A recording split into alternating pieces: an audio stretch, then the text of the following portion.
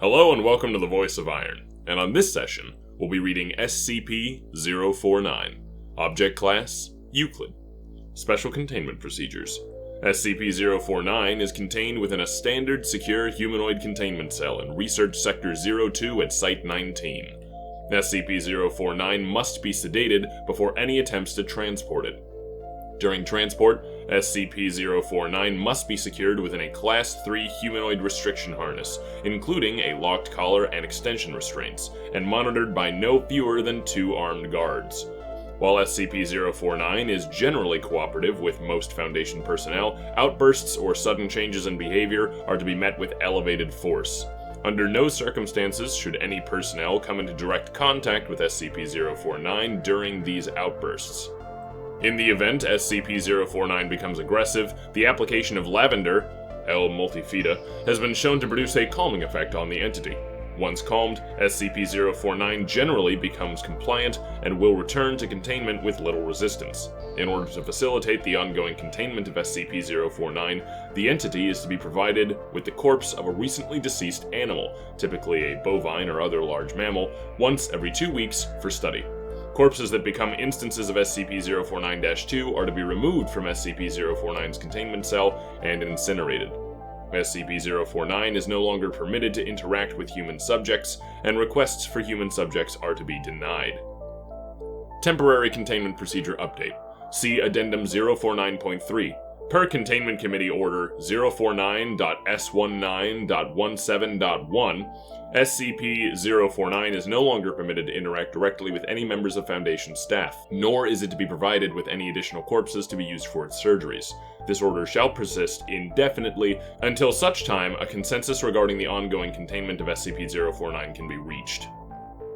Description: SCP-049 is a humanoid entity, roughly 1.9 meters in height, which bears the appearance of a medieval plague doctor. While SCP-049 appears to be wearing the thick robes and the ceramic mask indicative of that profession, the garments instead seem to have grown out of SCP-049's body over time, and are now nearly indistinguishable from whatever form is beneath them. X-rays indicate that despite this, SCP-049 does have a humanoid skeletal structure beneath its outer layer. SCP-049 is capable of speech in a variety of languages, though tends to prefer English or medieval French. While SCP-049 is generally cordial and cooperative with Foundation staff, it can become especially irritated, or at times outright aggressive, if it feels that it is in the presence of what it calls the pestilence. Although the exact nature of this pestilence is currently unknown to Foundation researchers, it does seem to be an issue of immense concern to SCP-049. SCP-049 will become hostile with individuals it sees as being affected by the pestilence, often having to be restrained should it encounter such. If left unchecked, SCP-049 will generally attempt to kill any such individual. SCP-049 is capable of causing all biological functions of an organism to cease through direct skin contact. How this occurs is currently unknown, and autopsies of SCP-049's victims have invariably been inconclusive. SCP-049 has expressed frustration or remorse after these killings, indicating that they have done little to kill the pestilence, though will usually seek to then perform a crude surgery on the corpse using the implements contained within a black doctor's bag it carries on its person at all times.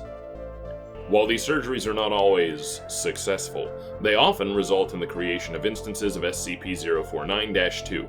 SCP-049-2 instances are reanimated corpses that have been operated on by SCP-049. These instances do not seem to retain any of their prior memories or mental functions, having only basic motor skills and response mechanisms. While these instances are generally inactive, moving very little and in generally ambulatory fashion, they can become extremely aggressive if provoked, or if directed to by SCP-049. SCP-049-2 instances express active biological functions, though these are vastly different from currently understood human physiology. Despite these alterations, SCP-049 often remarks that the subjects have been cured. Addendum 049.1. Discovery. SCP-049 was discovered during the investigation of a series of unknown disappearances in the town of Montauban in southern France. During a raid on a local home, investigators found several instances of SCP-049-2, as well as SCP-049. While law enforcement personnel engaged the hostile 049-2 instances, SCP-049 was noted as watching the engagement and taking notes in its journal. After all of the 049-2 instances were dispatched, SCP-049 willingly entered Foundation custody. The following interview was conducted by Dr. Raymond Ham during the initial investigation. Interviewer, Dr. Raymond Ham, Site 85. Interviewee, SCP-049. Begin log. 049, in French. So then, how should we begin? An introduction? Dr. Ham, aside. Is that French? Can we get a translator? SCP-049, in English. The King's English. No need for translation, sir. I can speak it well enough. Good. My name is Dr. Raymond Ham, and I... Ah, a doctor. A like-minded individual, no doubt. Wherein is your specialty, sir? Cryptology. Why? A medical man such as myself. Wonders abound. And here I worried I had been abducted by common street thugs. SCP-049 then looks around the room. This place, then. Is it your laboratory? I had wondered, as clean as it is, and with such little trace of the pestilence here. The pestilence? What do you mean? The scourge, the great dying. Come on now. You know, the, He taps his temple furiously. What is it they call it? No matter. The pestilence, yes. It abounds outside these walls, you know. So many have succumbed, and so many more will continue to, until such a time as a perfect cure can be developed. 049 leaned back in his chair. Fortunately, I'm very close. It is my duty in life to rid the world of it, you see. The cure to end all cures. When you say the Great Dying, are you talking about the bubonic plague? I don't know what that is. I see. Right, well, the entities our agents encountered at the home, they were dead when you encountered them, yes? And you reanimated them? In a manner of speaking. You see things too simply, Doctor. Expand your horizons. Life and death, sickness and health, these are amateur terms for amateur physicians. There is only one ailment that exists in the world of men, and that is the pestilence. And nothing else. Make no mistake, they were very ill, all of them. You think you cured those people? Indeed, my cure is most effective. The things we recovered were not human. Yes, well, it is not a perfect cure, but that will come with time and further experimentation. I've spent a lifetime developing my methods, Dr. Ham, and I will spend a lifetime more if necessary. Now, we have wasted too much time. There is work to do. I will require a laboratory of my own, one where I can continue my research unimpeded. And assistance, of course, though I can provide those on my own in time. I don't think our organization will be willing to. Nonsense. We're all men of science. Fetch your coat and show me to my quarters, Doctor. Our work begins now. End log. Interviewer's note. While SCP-049 is capable of communicating in a very human way, there is a strange sense of unease that one experiences when in its presence. Make no mistake, there is something very uncanny about this entity indeed. Additionally, we've confiscated that pointed stick that SCP-049 keeps waving around. Part of this was due to standard confiscation protocols for the possessions of anomalies, and part because 049 really is a menace swinging it around like he does. The entity was displeased at first, but after we made some concessions in providing it with test subjects, which are admittedly more of the benefit of our own research, it warmed up to the idea. Addendum 049.2, Observation Log. While in containment in Site-19, SCP-049 has spent a considerable amount of time studying and performing surgery on the various mammalian corpses it has been provided. SCP-049 will routinely spend several days performing surgery, and then, regardless of whether or not the corpse becomes an instance of SCP-049-2, spend several more days documenting its findings in a thick leather journal stored within its doctor's bag. SCP-049 will often seek to share its findings with members of Foundation staff.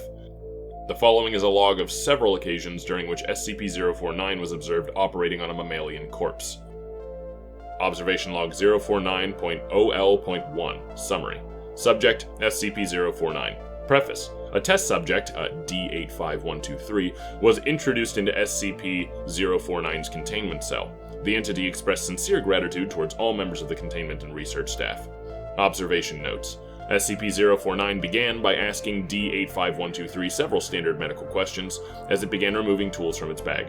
Shortly after finishing its preparations, SCP-049 quickly closed the distance between the two, killing the subject with a touch to its throat. Afterwards, SCP-049 made a number of considerable alterations to the basic structure of the subject's corpse, often introducing fluids from within its bag into the subject by way of a hand-powered pump and copper tubing. The resulting 049-2 instance became animated, flailing and grasping at the walls of the chamber with a number of manufactured limbs, while moaning out an oblong orifice now present in its sternum. During this time, SCP-049 was observed taking notes of the instance in its journal and remarking to the watching research staff about the efficacy of its cure. Security personnel entered the chamber to move SCP-049 back to containment and were attacked by the instance. The security team dispatched the 049-2 instance, and SCP-049 returned to containment with no resistance, stating that it was pleased with the results. Observation Log 049.OL.2 Summary. Subject, SCP-049. Preface: SCP-049 was provided the corpse of a recently deceased goat. SCP-049 expressed gratitude at the provision. Observation Notes: SCP-049 operated on the goat corpse for several days, eventually resulting in an instance of SCP-049-2. SCP-049 expressed pleasure in this outcome, though admitted the disease was still in its nascent stage. My veterinary practice is rudimentary, but the patient responded well to the procedure. Observation Log 049.OL.3 Summary. Subject, SCP-049. Preface: SCP-049 was provided the corpse of a recently deceased orangutan. SCP-049 expressed noted gratitude at the provision due to the similarities between the orangutan and common human physiology. Observation Notes: SCP-049 spent several days operating on the orangutan, reanimating it several times. However, SCP-049 appeared to be discontent with the results it experienced, returning to the creature 3 times after its initial reanimation for additional work. After it was unable to reanimate the corpse a 5th time, SCP-049 turned the corpse over to Foundation staff for incineration, stating, "I have learned so much from this, though I fear my early optimism was misplaced. I hadn't yet come across such a stumbling block on my road to the cure. More subjects like this would do a great deal in advancing my research." Observational Log 049.OL.7 Full. Subject, SCP-049. Preface: SCP-049 was provided the corpse of a recently deceased bovine. SCP-049 expressed mild annoyances at the provision, though accepted it nonetheless. Observation Notes: SCP-049 spent several days operating on the bovine corpse, breaking only to dine on a requested dinner of thin crackers, salted pork, and hard cheese. Beginning first by embalming the corpse, SCP-049 was observed producing a number of long syringes from its bag, each containing a different dark, viscous fluid. SCP-049 described these fluids as essences of the humors, and elaborated by saying, "The pestilence may bring about a systemic imbalance. In such a case, before true healing can begin, one must find the humors in balance or the body will reject the cure." Over the next few days, SCP-049 spent a considerable amount of time adjusting the organs of the bovine corpse with a number of large metal instruments. After 8 days, SCP-049 produced a lightning rod, which Dr. Ham exchanged for an electric cattle prod attached to an extension cord, and struck the corpse in several locations. This action seemingly had the effect of reanimating the bovine, which once again became ambulatory despite the inversion of the head and reorientation of its limbs. Follow-up interview. Begin log. Dr. Ham: "We've watched you work for several weeks now, and honestly, I'm not sure I understand what you're doing. Can you describe your process in detail?" SCP-049: "Oh, goodness no. The process is most intensive. As I said to your assistant, the best instruction you will find about my methods is here, in my journals, as I have kept exhaustive records of my work. There." "I see. My concern, Doctor, is that we still don't understand what you're seeking to cure, or how it manifests, or how turning these creatures into quasi-living, mindless drones helps in that effort." "You do not understand the pestilence, even after all this time? Doctor, it is an unspeakable horror, one that has shown its true face many times before, and will again. I find myself blessed with the wisdom and good senses needed to root it out and destroy it, but many, like yourself, cannot. It is a cruel judgment, I fear, to be at the mercy of a disease you cannot fully comprehend." That still doesn't answer my question. How is your cure any kind of cure at all? "It is a cure.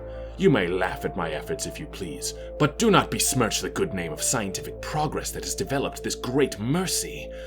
What you so short-sightedly see here is a life better than any this creature could have hoped for, stricken as it was with pestilence. This creature is now clean, unable to spread the pestilence, and free from the terror it would have experienced otherwise. This is hardly a creature at all, Doctor. It's not even— Do not jape with me, sir.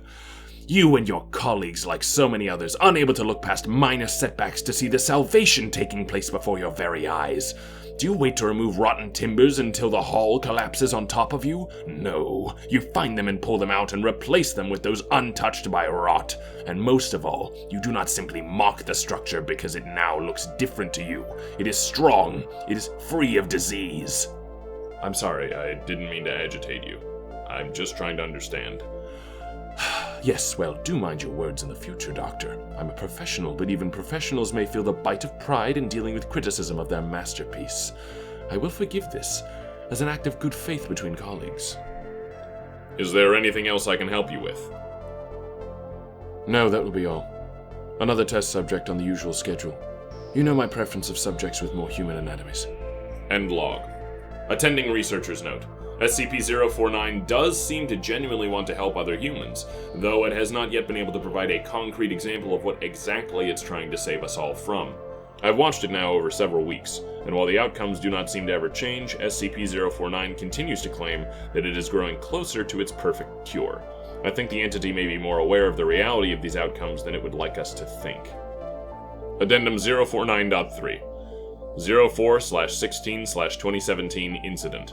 Starting shortly after SCP-049's initial containment, Dr. Ham conducted a number of interviews with the subject regarding its anomalous properties, and over time began to note its displeasure with the subjects and the SCP-049-2 instances. This continued for a period of several months, during which SCP-049 never exhibited any aggressive behaviors. On April 16, 2017, Dr. Ham was entering SCP-049's test chamber to conduct another routine interview. The entity began to grow anxious and asked Dr. Ham if he was feeling well. Following protocol, Dr. Ham reminded SCP-049 that the interview was required, after which the entity became hostile and attacked Dr. Ham, killing him. Due to a lapse in security protocol, and because Dr. Ham did not activate the in-chamber emergency system, Dr. Ham's corpse was not discovered until 3 hours later, by which point SCP-049 had converted it into an instance of SCP-049-2. In the aftermath of this incident, SCP-049 was interviewed by Dr. Theron Sherman. Interviewer, Dr. Theron Sherman, Site 42. Interviewee, SCP-049. Begin log. Dr. Sherman: I need you to explain yourself. No response. SCP-049, you are being directed to explain your actions, and I will remind you that failure to cooperate will result in further restrictions during your containment. SCP-049. My actions do not need to be explained. You killed Raymond Ham and then butchered him until he— Not dead. He is cured. Cured? Cured of what? The pestilence, sir. I thought you at least would realize what luck it is I detected it before. What pestilence? You keep going on and on about this pestilence, but you have not once been able to properly identify this disease. What could you possibly have seen in him today that you had not seen so many times before, that it is worth his life? The pestilence presents and progresses in unforeseeable fashions, and has a queer way of creeping onto the unprepared, and call it what you want, Doctor. It was a mercy I did to him. He is cured. He is a vegetable! I would not expect you to understand. You and your ilk have proven time and again to not be men of science, but men of emotion. You cannot appreciate the horrors I have seen. Those many millions who have succumbed to the pestilence and been changed to— Your cure cost Ray his life. No, good sir. I have saved it. You would allow this world to slip back into the despair of disease and death, ignoring that I have created a miracle and— What disease? What pestilence? He was a healthy man and a good doctor. I am offering it freely to the afflicted. You are not worth this argument, sir. You are short-sighted and foolish. Dr. Ham was sick, and I cured him. I'm the only one who can do this. My work must continue. There is so much still to learn, I've had enough of this. Consider your allowances revoked. Welcome to Containment 049. We're done here. Do, and others can be saved. Even you, though you do not deserve it, might be saved. I can save them all. I can cast down this plague once and for all. I can do this. Only me. I saved him. Dr. Ham, I cured him. He was sick. I know he was sick. I know he was, and you're all sick, but I can save you. I can save you all, because I am the cure. End log. Addendum 049.4. Post-incident report interview. The following interview is an excerpt from the 4/16/17/049 incident report. The interview was conducted by Dr. Elijah Itkin and took place 3 weeks after the start of the initial investigation. Date 5/7/17. Interviewee SCP-049. Begin log. Dr. Itkin. SCP-049, we are conducting this interview to close out our investigation of your actions taken on April 16th that resulted in the death of a staff member. Do you have any comments to make? SCP-049. Only that I look forward to the day when you will allow me to resume my work. I've spent the last few weeks compiling my notes and constructing a new theory for how the pestilence was able to infect someone in such an insidious manner that I nearly couldn't detect it. Have you experienced any remorse for your actions for the death of Dr. Ham? Ah, yes. Well, the death of a colleague is always regrettable, but in the face of the pestilence we must be swift, Doctor, and act without hesitation. Dr. Sherman noted in his report that you seemed to be mournful during your initial interview. Mourn? Perhaps.